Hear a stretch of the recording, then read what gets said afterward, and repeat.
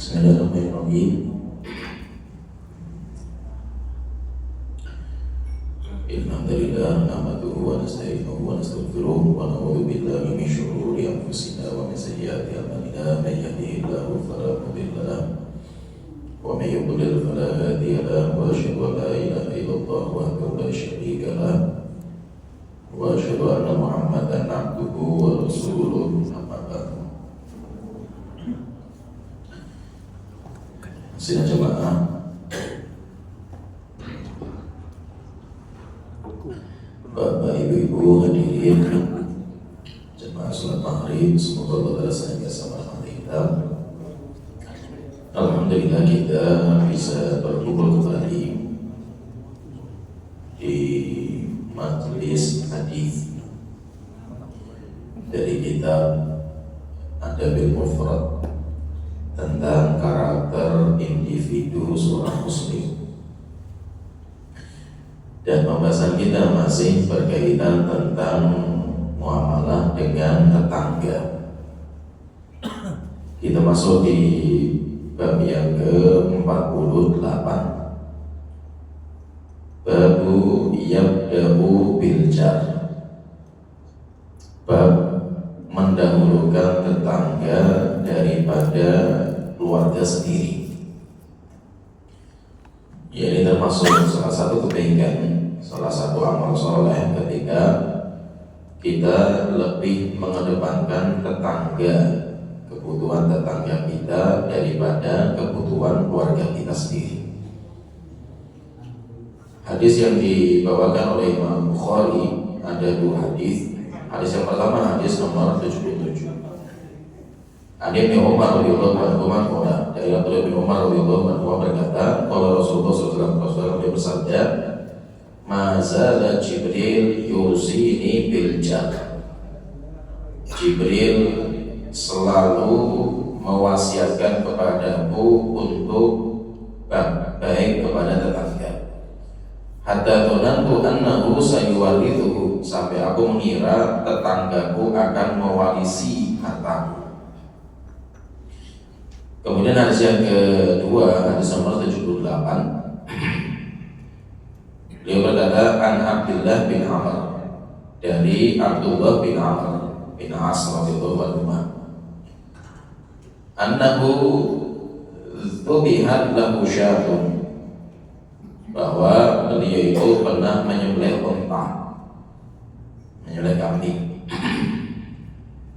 Faja'ala yaqulu li ghulamihi, ketika sudah disembelih, kemudian setelah itu dikuliti, kemudian dipotong-potong, dimasak,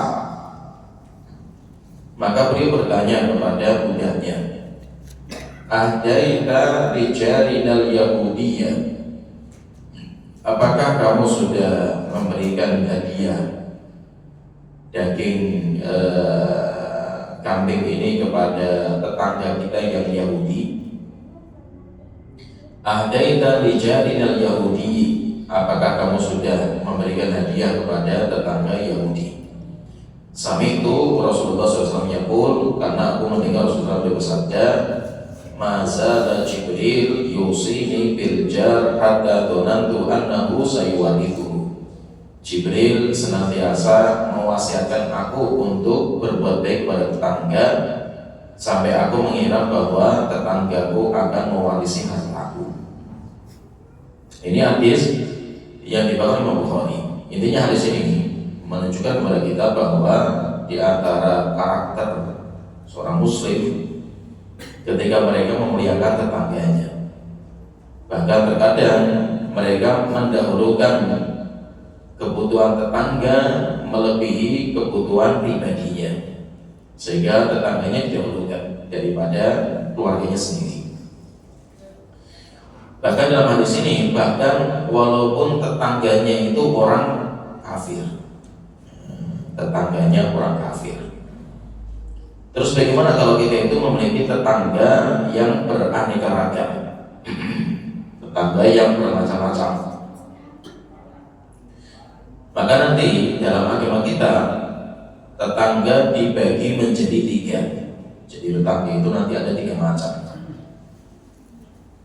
Yang pertama, ada ada yang memiliki 3 hak. Jadi yang pertama, tetangga yang memiliki 3 hak kepada kita. Ini yang paling tinggi, tetangga yang paling mulia. Kemudian kedua, tetangga yang memiliki memiliki 2 hak kepada kita. Jadi ini tetangga memiliki 2 hak yang harus kita tunaikan. Kemudian ketiga, ada tetangga yang memiliki 1 hak kepada kita. Nah, jadi dibagi hak macam-macam tetangga itu ada 3 macam ini. Dan nanti kalau kita mau berbuat baik, ini yang pertama dulu, karena dia punya 3 hak. Kalau yang pertama sudah kita tunaikan, maka kita masuk ke model tetangga yang kedua, karena dia punya 2 hak. Setelah itu baru kita berbuat baik kepada tetangga yang ketiga yang memiliki 1 hak. Terus apa ini tetangga yang ada 3 macam ini apa? Jadi tetangga itu ada 3 hak. Tetangga itu ada 3 macam. Yang pertama ada orang tetangga yang dia itu memiliki 3 hak. Hak apa itu? Yang pertama hak sebagai tetangga, karena dia itu tetangga kita. Kemudian kedua, dia itu memiliki hak sesama muslim, berarti dia seorang muslim. Kemudian ketiga, dia itu juga termasuk kerabat kita, termasuk kerabat, memiliki hubungan darah dengan kita. Nah, tetangga yang sifatnya seperti ini, sifat tetangganya seperti ini, maka ini tetangga yang paling mulia. Yang pertama kali harus kita berbuat baik tetangga ini, yaitu tetangga muslim dan memiliki hubungan kerabat. Jadi kalau kita punya tetangga muslim memiliki hubungan kerabat dengan kita, itu dia berhak mendapatkan 3 hak. Hak sebagai tetangga, hak sebagai seorang muslim, yang ketiga hak sebagai seorang karib kerabat. Nah, jadi itu macam yang pertama. Kemudian yang kedua, tetangga yang kedua, tetangga muslim tapi bukan kerabat. Seorang tetangga muslim tetapi dia bukan kerabat kita. Seorang tetangga yang muslim, tetangga muslim, maka dia memiliki 2 hak. Yang pertama hak sebagai tetangga, yang kedua dia juga memiliki hak sebagai muslim, karena sesama muslim itu ada haknya. Demikian juga sesama kerabat itu ada haknya, semuanya ada haknya masing-masing. Kemudian ketiga, orang atau tetangga yang memiliki 1 hak saja, yaitu tetangga non muslim. Seorang tetangga tapi dia bukan muslim, berarti dia cuma punya 1 saja, yaitu dia cuma punya hak sebagai tetangga. Dan tetangga itu memiliki hak, tetangga itu punya hak, walaupun dia orang kafir, walaupun orang kafir sekalipun. Dan Rasulullah punya tetangga orang kafir itu, Rasul punya. Dan Rasulullah berbuat baik. Bahkan tetangga Rasulullah yang orang kafir, orang Yahudi, miskin, sama Rasulullah dijadikan sebagai pembantu kerja di rumahnya Rasulullah. Dan itu orang Yahudi. Menunjukkan apa? Menunjukkan Rasulullah beliau sendiri praktekkan bagaimana muamalah dengan tetangga, hatta walaupun kafir. Bahkan kalau kita lihat dalam hadisnya Rasulullah, akhlaknya beliau, baiknya beliau kepada tetangga yang Yahudi menjadikan orang itu masuk Islam. Jadi ada sebuah hadis, dan itu menunjukkan bagaimana akhlaknya Rasulullah. Akhlaknya Rasulullah yang luar biasa. Rasulullah ketika berbuat baik kepada orang Yahudi yang menjadi tetangganya beliau, bahkan diangkat atau dijadikan sebagai pembantunya Rasulullah. Di rumahnya Rasulullah itu punya banyak pembantu. Dan Rasulullah baik, sampai akhirnya ketika sakit Rasulullah datang ke rumahnya, kemudian didakwai untuk masuk Islam. Masuk Islam setelah itu. Ketika masuk Islam setelah itu meninggal dunia. Orang itu meninggal dunia setelah dia masuk Islam. Tetapi ketika Rasulullah menjadikan dia sebagai pembantu, dia belum masuk Islam. Masuk Islamnya ketika mau mati. Ketika sakit parah, Rasulullah berkunjung. Setelah itu Rasulullah mendakwai dia masuk Islam, kemudian dia masuk Islam, meninggal dunia. Sebagaimana hadis sahih dikeluarkan oleh Bukhari.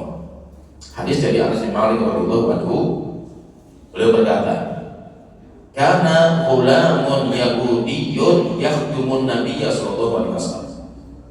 Ada seorang budak Yahudi menjadi pembantunya Rasulullah. Famarito, kemudian dia itu sakit, yaitu pembantunya Rasul itu sakit. Fa'atahu Nabi sallallahu alaihi wasallam ya'uduhu, maka Rasulullah datang untuk menjenguk. Faqa'ada inda ra'sihi, setelah itu Rasulullah duduk sebelah kepalanya. Sekalian dipegang, dilus-lus kepalanya. Setelah itu Rasulullah mengatakan aslim. Nah, masuk Islamlah kamu. Fanadhara ila abihi, dia ingin masuk Islam tapi takut sama bapaknya. Dia takut sama bapaknya. Akhirnya dia tunda bapaknya. Wa huwa indahu, bapaknya itu sebenarnya juga.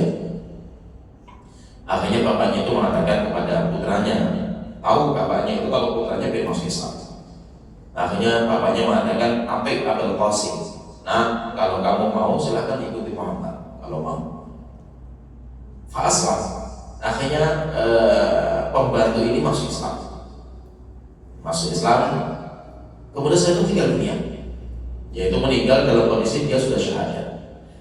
Maka Rasulullah ketika keluar dari rumahnya dalam kondisi dia sudah syahadat, maka Rasulullah mengatakan, "Alhamdulillahilladzi anqadhahu minan nar." Segala puji bagi Allah yang telah menyelamatkan anak muda itu dari neraka. Disebutkan dalam ayat yang lain, kerjaannya apa sih anak muda ini? Yaitu kan pembantu Rasulullah. Bantu apa? Kerjaannya apa? Disebutkan dalam ayat yang lain, karena yaqau din Nabi sallallahu alaihi wasallam wa aku. Dia itu yang menyiapkan air wudunya Rasulullah. Padahal dia orang Yahudi, orang kafir, nggak masuk Islam dia. Tapi dia itu yang bekerja menyiapkan air wudu, wa yunawiluhu na'lain. Demikian juga yang menjaga sandalnya Rasulullah, mempersiapkan sandal. Kalau Rasulullah kuat, dia menyiapkan sandalnya. Pokoknya menjaga sandalnya Rasulullah dia. Nah ini hadisnya. Kalau hadis tadi Rasulullah memerintahkan masuk Islam, masuk Islamlah kamu. Tapi ada riwayat yang lain, bahkan riwayatnya lebih detail lagi nanti ceritanya. Sampai Rasulullah yang memakamkan, Rasulullah yang mengurusi semua urusan jenazahnya. Sebagaimana dikeluarkan dari Abdul Razzaq. Ceritanya, Nabi sallallahu alaihi wasallam kana lahu jarun yahudiyyun. Rasulullah itu punya tetangga. Nah, kalian lebih detail. Kalau tadi kan tidak disebutnya tetangga, Rasul punya budak atau pembantu. Tapi kalau di Bukhari tadi tidak disebutkan itu siapanya Rasulullah. Di sini lebih detail. Dia itu tetangga. Jadi ada orang Yahudi bertetangga dengan Rasulullah. Orang Yahudinya itu miskin. Maka sama Rasulullah dijadikan sebagai pembantunya Rasulullah. Yang tadi kerjanya biasanya akan air untuk wudunya Rasulullah, demikian juga menyiapkan sandal. Kemudian disebutkan sini labak sambil khuluqihi. Tetapi orang Yahudi ini akhlaknya baik. Jadi orang Yahudi tapi baik. Maka Rasulullah pun malah baik sama orang itu. Famanito, kemudian sakit, yaitu orang itu sakit. Fa'adahu Rasulullah sallallahu alaihi wasallam bi ashabihi, maka Rasulullah bersama para sahabat datang ke rumahnya untuk menjenguk. Faqala, kemudian Rasulullah mengatakan, "Atasyhadu an la ilaha illallah wa anna Rasulullah." Apakah kamu bersaksi tiada sembah yang bersembah kecuali Allah dan aku utusan Allah Ta'ala? Fanadhara ila abihi, dia melihat kepada bapaknya. Fasakata abu, ya, berarti tidak langsung. Kalau dalam cerita ini tidak langsung. Kalau hadis Bukhari tadi langsung. Bapaknya langsung mengatakan, "Ati Abul Qasim." ikuti Muhammad kalau kamu mau. Kalau dalam hadis ini tidak. Ketika dia itu melihat bapaknya cuma diam. Fasakatal fata, maka anak muda itu pun diam, tidak berani ngomong. Kemudian setelah itu beberapa waktu setelah itu Rasulullah tawarkan lagi. Asyhadu an la ilaha illallah wa anna rasulullah. Nah, kamu bersaksi ya bahwa dia adalah sesembahan yang berasal dari Allah dan saya utusan Allah Taala. Kemudian pemuda itu dan bapaknya lagi. Fasakata, bapaknya diam.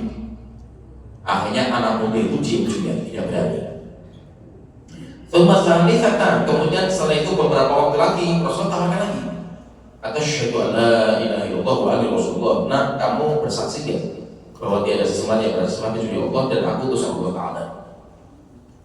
Maka di tawaran yang ketiga ini bapaknya ngomong kepada putranya, "Qul ma qala laka." Nah, ikuti saja permintaan Muhammad itu. Nah, ketika bapaknya ngomong seperti itu, fafa'ala. Akhirnya anaknya itu ngomong, "Asyhadu an la ilaha illallah wa annaka rasulullah." Aku bersaksi tiada sesembahan yang berasal dari Allah dan sesungguhnya engkau, dan ngomongnya sama Rasulullah, sesungguhnya engkau adalah utusan Allah Ta'ala. Famata, setelah dia mengucapkan syahadat ini, orang itu meninggal. Fa'aradatil yahudu an tabiyahu.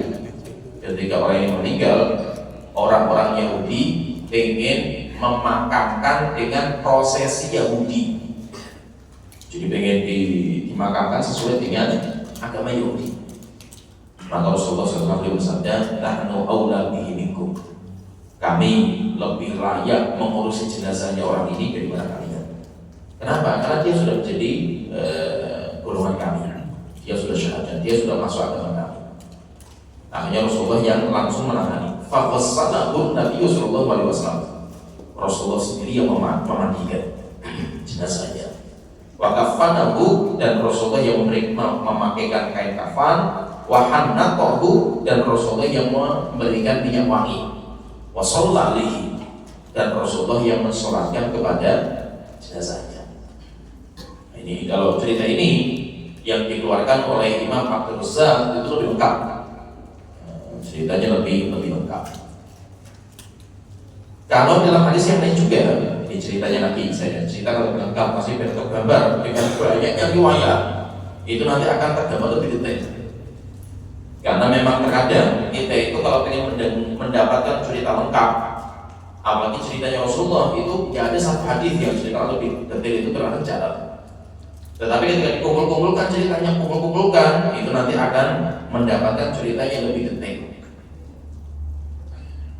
Kalau dalam riwayat yang lain dari Buraidah radhiyallahu anhu, beliau mengatakan, "Kunna julusan inda Rasulillah sallallahu alaihi wasallam." Kami pernah duduk bersama Rasulullah.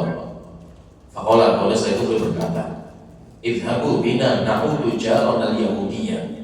Ayo, kalian ikut bersama saya untuk menjenguk tetangga kita orang Yahudi yang sakit. Qala fa'atainahu, maka kami datang bersama Rasulullah. Ketika kami sampai ke Rasulullah dan Rasulullah sampai kepada rumahnya, "Kaifa anta ya fulan?" Rasulullah ngobrol dengan orang Yahudi itu. "Bagaimana kabar kamu wahai tetanggaku?" Kemudian dia menjawab, "Ya saya sudah mulai berat." Kemudian setelah itu Rasulullah ngobrol lagi sampai akhirnya Rasul tawari, "Ya fulan, ishhad an la ilaha illallah wa anna rasulullah." Wahai tetanggaku, coba kamu ucapkan asyhadu an la ilaha illallah wa anna Muhammad rasulullah. Fanadhara ar-rajulu ila abihi. Ketika ada tawaran seperti ini, orang itu lihat kepada bapaknya. Falam yukallimuhu, tapi bapaknya tidak ngomong, diam bapaknya. Masakata, akhirnya orang itu diam. Kemaqala wa huwa inda ra'sihi. Setelah itu Rasulullah mendekat lagi lebih dekat ke kepalanya. Berarti kalau ini Rasulullah awal kali datang tidak langsung ke kepala dulu, tapi Rasulullah itu duduk sebelahnya. Setelah itu Rasulullah mendekat, mulai didekat kepalanya. Falam yukallimuhu, tetapi tetap pemuda itu belum bisa menjawab. Kemudian setelah itu Rasul kawat lagi, ya fulan isyhad an la ilaha illallah wa anni rasulullah. Tolong bersaksilah bahwa tiada sembahan yang berasal kecuali Allah dan aku Rasulullah. Faqala lahu abu, maka bapaknya baru mengatakan isyhad lahu ya bunayya. Nah, bersaksilah seperti yang dia perintahkan. Akhirnya anak itu mengatakan asyhadu an la ilaha illallah wa annaka rasulullah. Segala tiada sembahan, saya bersaksi tiada sembahan yang berasal kecuali Allah dan sesungguhnya engkau adalah utusan Allah. Setelah itu Rasul mengatakan alhamdulillahilladzi a'taqa raqabatan minan nar. Segala puji bagi Allah yang telah membebaskan satu orang dari neraka jahanam. Nah, ini kalau kita lihat ya, ceritanya ini kita lihat bagaimana Rasulullah itu bermuamalah baik kepada tetangga walaupun orang Yahudi. Kalau cerita ini itu ada, kalau ceritanya itu modelnya seperti ini, yaitu ada tetangga Yahudi orang baik. Kalau di sini kan tadi kita sebutkan akhlaknya baik dan dia kerja bersama Rasulullah. Ketika mau meninggal, Rasulullah baru mendapatkan Islam. Apakah Rasul mendapatkan Islam di awal-awal? Nggak ada riwayat. Mungkin juga, tapi nggak ada riwayatnya. Tapi yang ada ketika mau meninggal. Sedangkan cerita yang masyhur, Rasul itu punya tetangga Yahudi yang kasar sama Rasulullah, berbuat jelek sama Rasulullah, tapi Rasul itu berbuat baik. Sampai akhirnya dia itu masuk Islam. Ini cerita sebagian ulama mengatakan tidak ada asal-usulnya. Tidak ada asal-usulnya.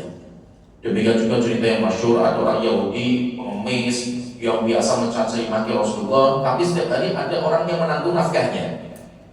Ketika Rasulullah sudah meninggal dunia, baru tahu kalau dia itu Rasulullah yang selama ini dia caci, tapi setiap hari Rasulullah itu datang memberikan makan, tapi dia nggak tahu.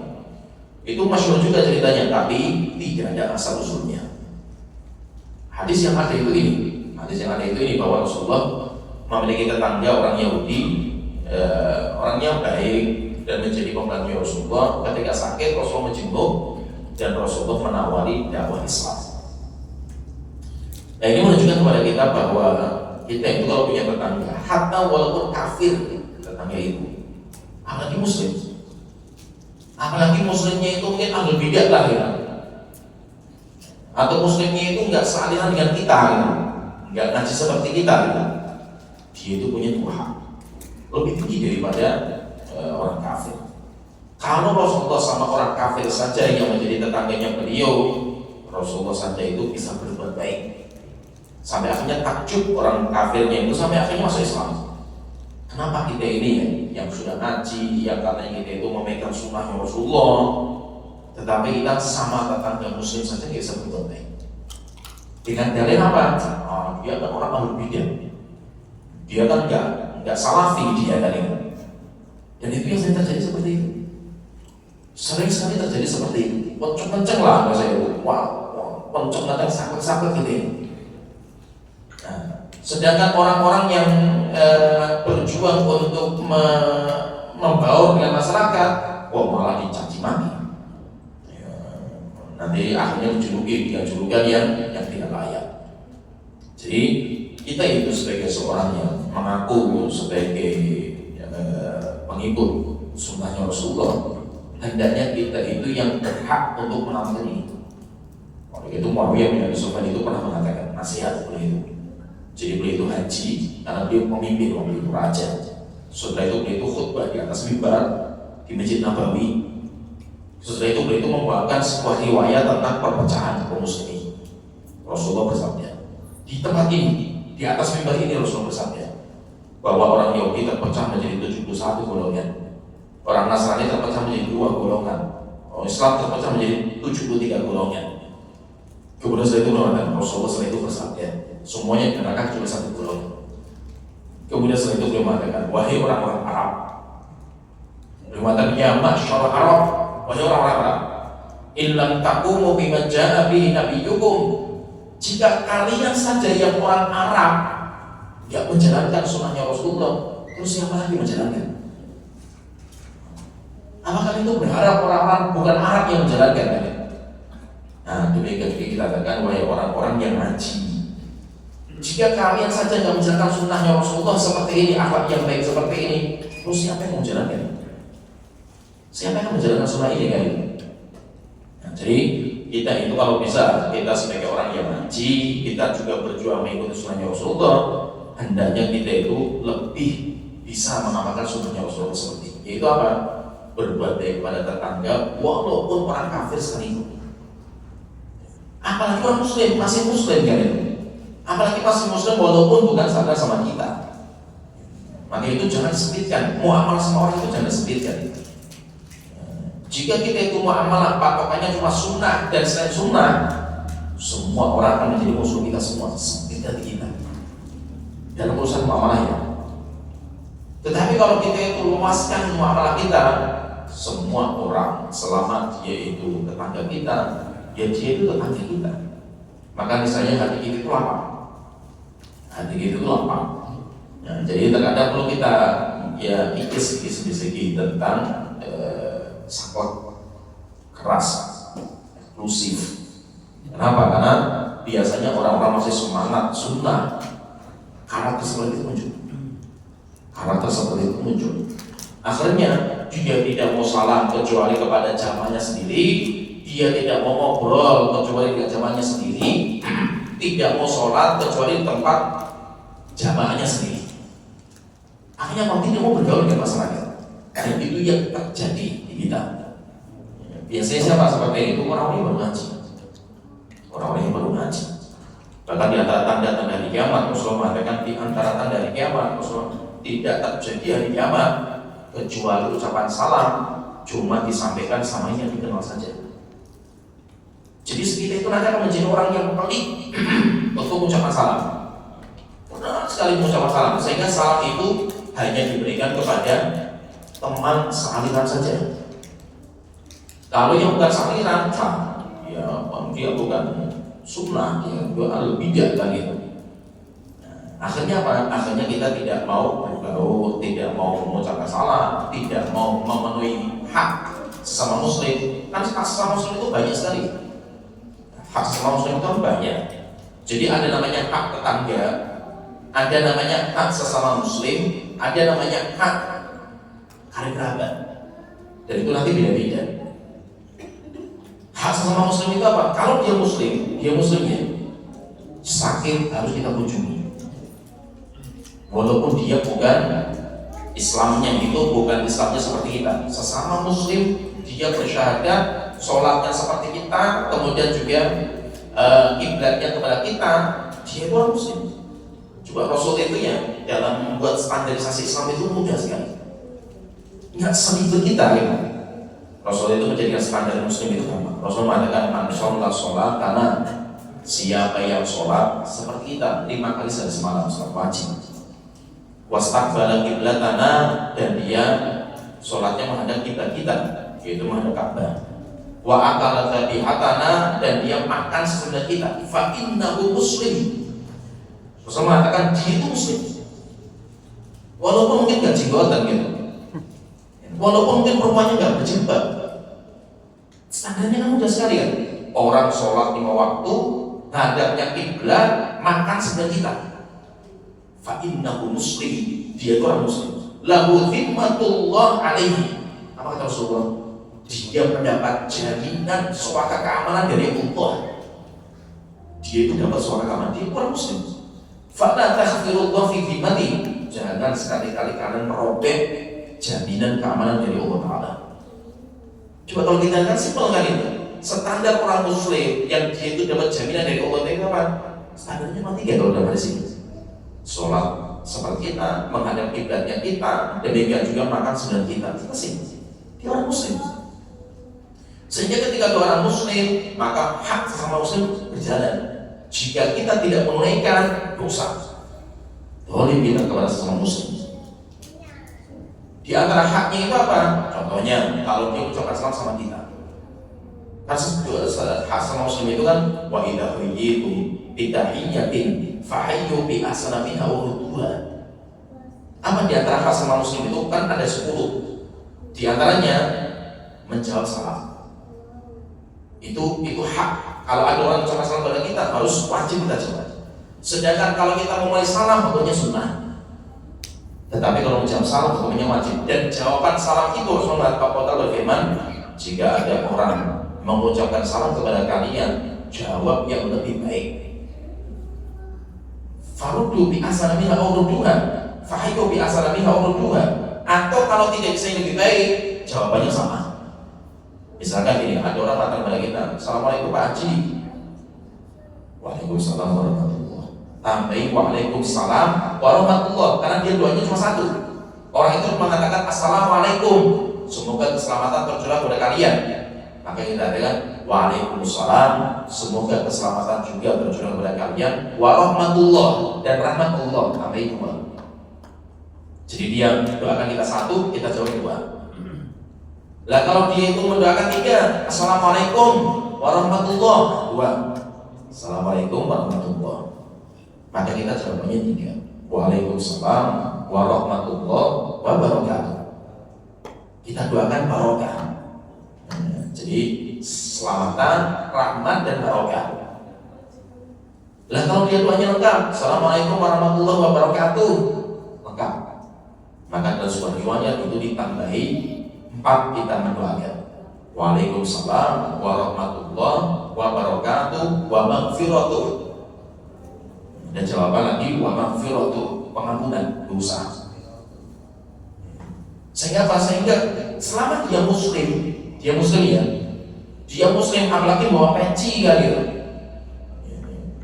Misalkan di pasar, misalkan tanda-tanda Islam itu ada, walaupun kita nggak kenal, walaupun kita nggak pernah melihat di masjid kita kan gitu, nggak ngaji seperti kita juga kan gitu, tetapi dia mengucapkan salam, maka wajib bicara, wajib jawab. Orang Indonesia itu untuk asalnya, orang Indonesia itu semuanya muslim karena mayoritas. Tidak boleh kita mengecap orang ini orang Kristen ini sampai kita yakin kalau dia itu Kristen. Kecuali kalau yang mengucapkan salam itu orang Kristen. Orang Kristen mengucapkan salam kepada kita, maka kita tidak boleh menjawab dengan ucapan Waalaikumsalam. Salamnya itu tidak boleh, kalau dia itu orang kafir. Tapi kita hanya mengatakan Waalaikum. Atau mungkin bukan pakai bahasa Arab, tapi bahasa Indonesia, selamat pagi Pak. Selamat pagi. Nah, selamatnya ini itu kan doa.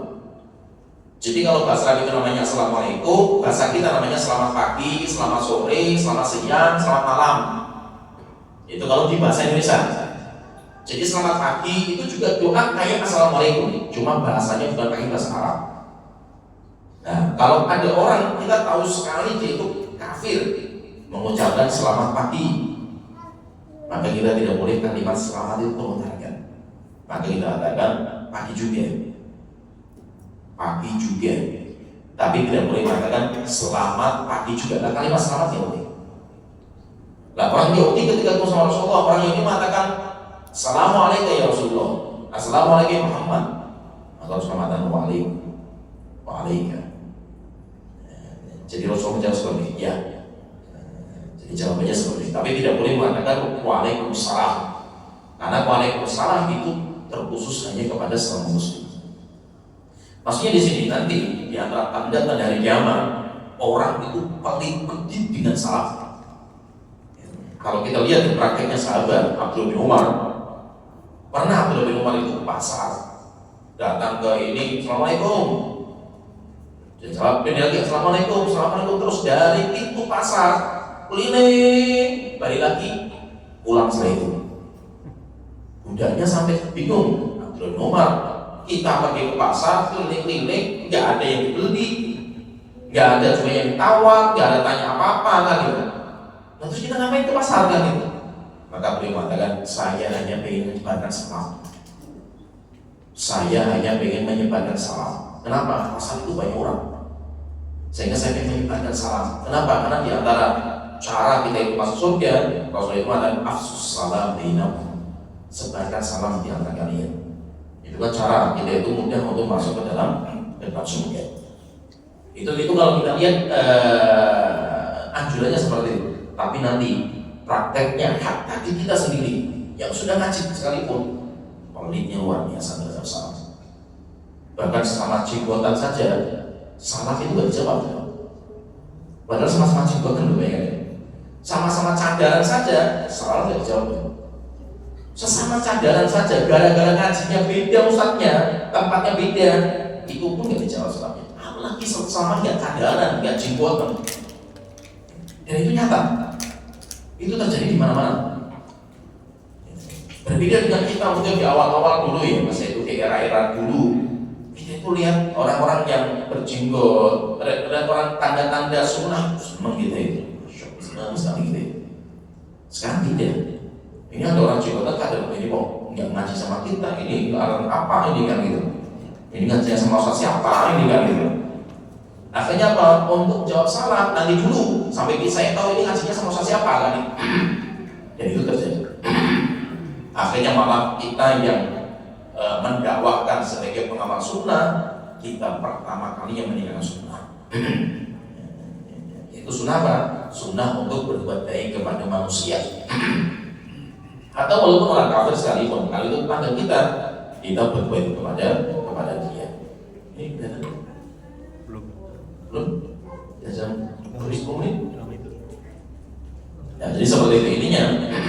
Terkadang ini yang perlu kita pahami bersama. Dakwah yang terbaik itu nggak usah ngomong.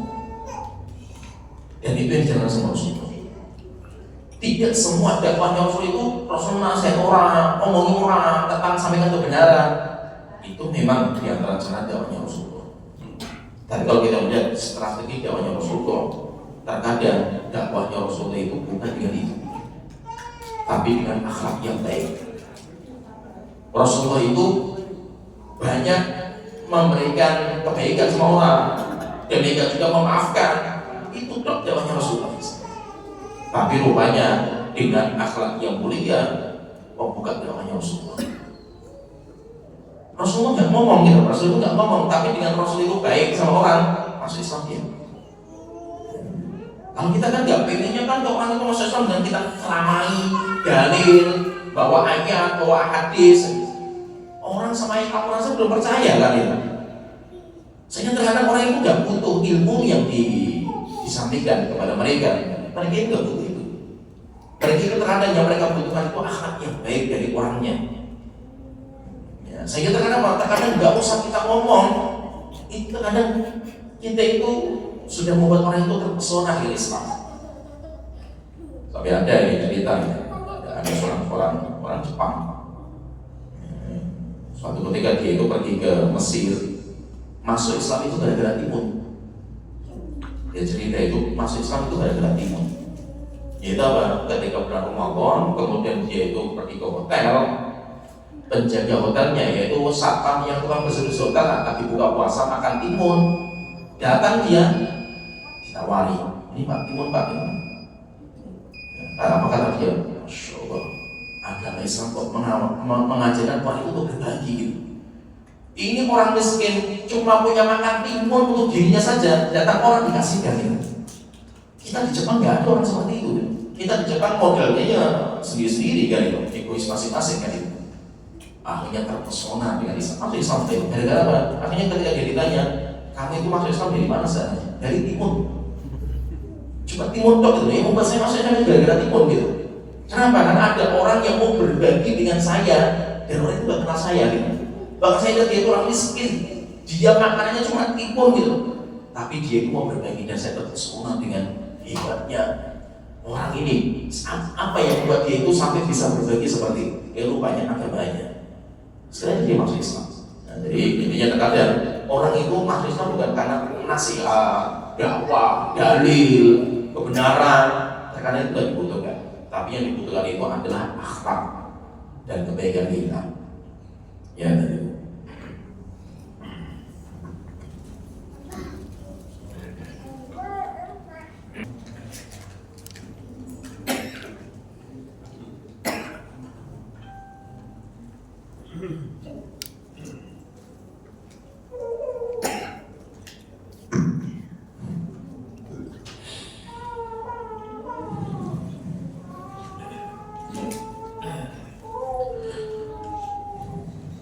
Ya kita lanjutkan.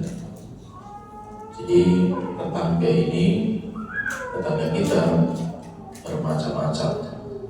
Ada yang memiliki 3 hak, ada Ada yang memiliki 2 hak dan ada yang memiliki cuma 1 hak saja. Kalau kita membaca di Al-Quran di surat An-Nisa ayat 36, Allah sebutkan tetangga itu ada 2. Ya, maka tadi yang saya sebutkan 3 itu lebih detail. Tetapi pembagian itu penting di Al-Quran itu. Allah berfirman, wa'budullaha wa la tusyriku bihi syai'an. Sembahlah Allah dan jangan berbuat kesyirikan. Wa bil walidaini ihsana, dan berbuat baiklah kepada kedua orang tua. Wa bidzil qurba, dan kepada karib kerabat. Wal yatama, kepada anak yatim. Wal masakin, orang miskin. Wal jari dzil qurba, tetangga yang memiliki kedekatan. Wal jaril junubi, tetangga yang jauh. Wasahibi fil jambi, teman yang dekat sama kita. Wa bisabil, dan orang-orang yang terputus di tengah jalan. Wa mamalakat aymanukum, dan budak-budak yang kalian miliki. Innallaha la yuhibbu man kana mukhtalan fakhura. Sesungguhnya Allah tidak mencintai orang-orang yang sombong dan songkak. Nah, di sini kalau kita perhatikan, Allah itu menyebutkan tetangga itu ada 2. Pertama dinamakan dengan al-jari dzil qurba, tetangga yang memiliki kedekatan. Yang kedua, wal jaril junubi, tetangga yang jauh. Nah, dari tetangga itu ada 2. Ulama kita berbeda pendapat apa yang dimaksud dengan tetangga yang dekat dan tetangga yang jauh itu apa. Kalau Abdullah bin Abbas, beliau mengatakan wal jari dzil qurba, tetangga yang dekat, yakni alladzi bainaka wa bainahu qarabatun, tetangga yang memiliki hubungan darah. Ya, berarti kan kerabat, memiliki hubungan darah. Wal jaril junubi, dan tetangga yang jauh, alladzi laisa bainaka wa bainahu qarabatun, orang yang tidak tetangga tapi tidak memiliki hubungan kerabat. Nah, jadi kalau kita itu punya tetangga, apalagi dia itu punya kerabat, kita kalau bisa berbuat baik kepada dia, pahalanya 3. Misalkan kita bisa berbuat baik ya, kepada tetangga, muslim, dan kerabat. Kita itu memiliki tetangga yang sifatnya 3 ini. Seorang tetangga, muslim, kerabat. Kalau kita berbuat baik kepada dia, maka kita itu dapat pahalanya 3. Yang pertama, pahala sebagai tetangga, berbuat baik kepada tetangga. Yang kedua, pahala muamalah yang baik sesama muslim. Yang ketiga, mendapatkan pahala karena dia itu termasuk paling kerabat kita, menyambung paling silaturahim dengan kita. Maka itu yang kita dahulukan. Kalau kita itu ingin berbuat baik kepada tetangga, cari tetangga yang ini dulu. Kenapa? Karena kita akan dapat 3 pahala. Kalau kita nggak punya tetangga seperti ini, cari tetangga yang kedua, tetangga yang muslim, karena kita dapat 2 pahala. Kalau nggak ada juga, atau kita itu masih mampu untuk berbuat baik, maka berbuat baik kepada tetangga, walaupun dia itu bukan muslim dan bukan kerabat kita. Sekarang hak sesama tetangga itu apa? Apa sih hak bertetangga itu apa? Kan tadi saya sebutkan ya, ada hubungan sebagai tetangga, ada hubungan sesama muslim, ada hubungan kerabat. Itu semuanya punya hak masing-masing. Hak dalam Islam itu apa? Kalau sampai dijenguk, kalau mengucapkan salam dijawab salam, kalau dia mengatakan alhamdulillah ketika bersih, kita jawab ya Allah. Dia minta nasihat, wajib kita nasihati. Itu namanya hak sama muslim. Kalau kita tidak tunaikan, dosa kita sebagai sesama muslim. Kemudian juga ada namanya hak bertetangga.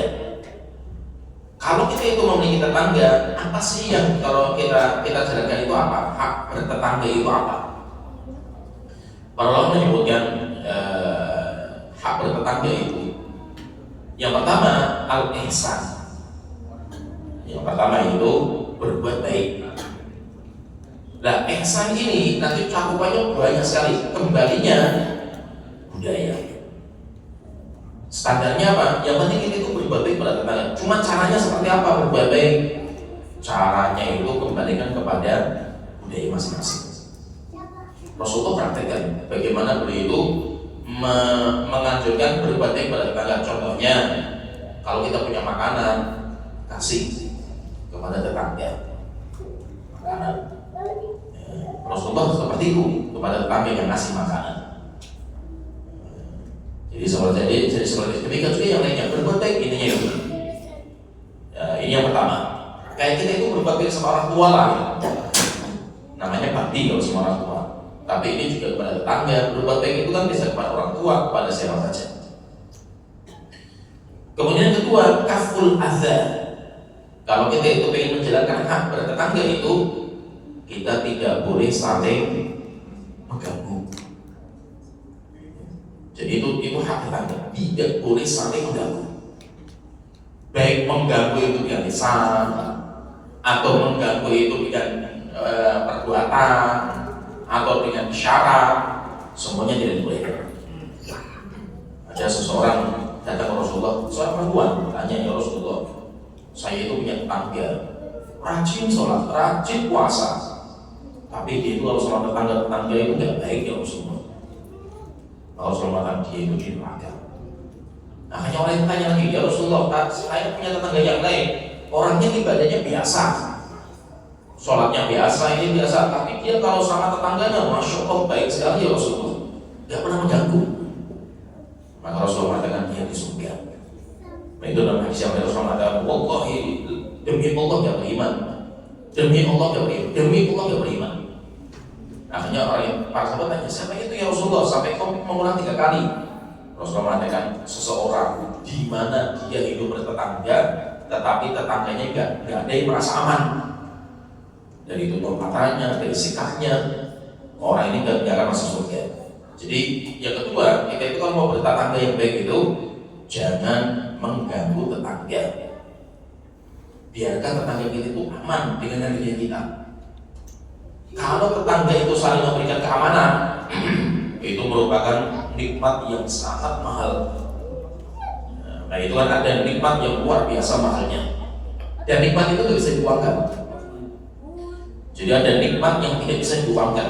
Maksudnya kalau kita mau harganya itu berapa? Nggak ada harganya. Saking nggak ada nominalnya gitu. Sebagaimana sebuah hadis, sebagian mengatakan hadisnya itu sanadnya sahih. Rasulullah mengatakan arba'un minas sa'adati, 3 perkara yang merupakan kebahagiaan. Sampai dibayar berapa untuk memberi kebahagiaan itu nggak bisa. Al-mar'atu sholihah, istri yang sholihah, atau suami yang soleh. Antum punya pasangan soleh, mendukung akhirat antum, itu harganya berapa? Gak bisa dibilang. Wal maskanul wasi', tempat tinggal yang nyaman. Walaupun nggak harus megah, nggak harus mewah gitu, tapi antum punya tempat tinggal yang nyaman, enak.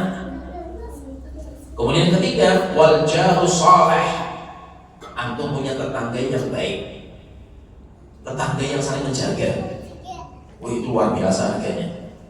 Terkadang orang itu sampai jual rumahnya dengan murah karena bersebelah dengan tetangga-tetangga yang nggak enak semua gitu tetangganya itu. Wal markabul hani. Kemudian yang keempat Rasulullah mengatakan kendaraan yang nyaman. Kita punya kendaraan, kita bisa nyaman dengan kendaraan kita. Itu 4 ini kata Rasulullah, ini tanda kita itu bahagia. Setelah itu Rasulullah mengatakan wa arba'un minasyaqawati, 4 perkara termasuk kesengsaraan. Antum punya ini sengsara harus dibantu. Yang pertama al-jausu, tetangga yang jelek. Wal mar'atus, pasangan hidup yang jelek. Wal maskan thayyib, tempat tinggal yang ibaratnya itu kayak sumpah lah tempat tinggal kita ini. Wal mar'atus, kendaraan yang tidak enak. Nah, jadi itu, maka itu biar kita itu saling menjaga, maka kita itu tunaikan dulu. Jangan saling mengganggu dalam bertetangga. Kemudian nanti patokan berbuat baik itu apa? Kalau kita lihat ya dalam petunjuk Rasulullah di antaranya, ini di antara contohnya kita itu berbuat baik. Contohnya itu kalau tetangga dia itu pengen menaruh tembok dengan tembok kita, itu maka itu hanya. Jadi masih gini ya, kita punya rumah tembok. Setelah itu tetangga kita mau bikin, tapi dia mungkin nggak mampu untuk bikin tembok. Akhirnya dia itu menaruh itu kayu-kayunya itu ditaruh di atas tembok kita itu. Sehingga akhirnya tembok kita juga dipakai oleh tetangga kita. Paham tak kemarin? Maksudnya itu ya. Idealnya memang dua rumah sebelahan itu tembok satu, berarti ada dua tembok sebelahan kan? Itu idealnya. Tapi kalau ada orang yang nggak mampu, dia punya tanah diambil sama rumah-rumah, ini rumah-rumah sudah bagus, sudah ada. Daripada dia bikin tembok-tembok, dia mahal, terus dia itu langsung menaruh kayu-kayunya itu di temboknya tetangga. Boleh nggak ini? Boleh. Nah, Rasulullah itu marah, sampai Rasulullah itu marah. La yamna'u jarun jarahu, jangan ada tetangga yang marah atau melarang tetangganya menaruh pusat-pusat itu, kayu-kayunya itu di temboknya. Setelah itu ketika Rasulullah kayak merasa itu kayak nggak senang gitu. Maka Rasulullah marah itu, Rasulullah mali araku hanya mu'ridin. Kenapa kok kalian yang ketika saya mau seperti kayak tidak suka gitu? Wallahi la armiyan nabiyya baina aktafikum. Kalau kalian tidak mau temboknya kalian itu ditaruh kayunya tetangga kalian, kalau kalian tidak mau seperti itu, akan saya taruh kayunya tetangga itu di pundaknya kalian. Kenapa? Karena kalian mampu gitu, karena itu ada dan itu juga kosong juga kan, yang dipakai kan sebelah sini temboknya kan itu. Kita punya tembok, misalnya tembok rumah kan kita banyak sini kan itu. Untuk bikin rumah kita kan, sini sebelah sini kan kosong gitu. Tetangga kita butuh, kenapa kita nggak membolehkan tetangga itu bikin selama tidak merusak? Kecuali kalau dengan ditaruhnya di tempat kita rusak, kemudian nanti alangnya diarahkan ke temboknya, kita jebol dan tembok kita terembes, nah itu berarti sudah merusak. Kalau seperti itu, kalau merusak kita tidak boleh untuk merusak harta kita. Kita harus menyelamatkan harta kita. Tetapi kalau tidak merusak dan tetangga kita juga butuh, maka biarkan saja gitu. Di rumah saya itu yang di Lamongan itu ya itu, tangga itu langsung nemboknya itu di temboknya kita ya. Sehingga kalau kita mukul duk, sebelahnya dekat. Sebelahnya itu mukul pakai palu, kitanya dekat juga kan gitu. Kenapa? Karena temboknya satu untuk dua rumah kan gitu. Nggak ada masalah kan, yang penting tidak rusak. Kalau sudah merusak maka kita itu harus menjaga harta kita, menyelamatkan harta kita. Yang ini yang bisa kita sampaikan, intinya berbuat baik pada tetangga itu kembalinya kemana? Kembalinya ke adat istiadat kita, selama tidak melanggar syariat. Yang ini bisa kita sampaikan waktu orang. Alhamdulillah.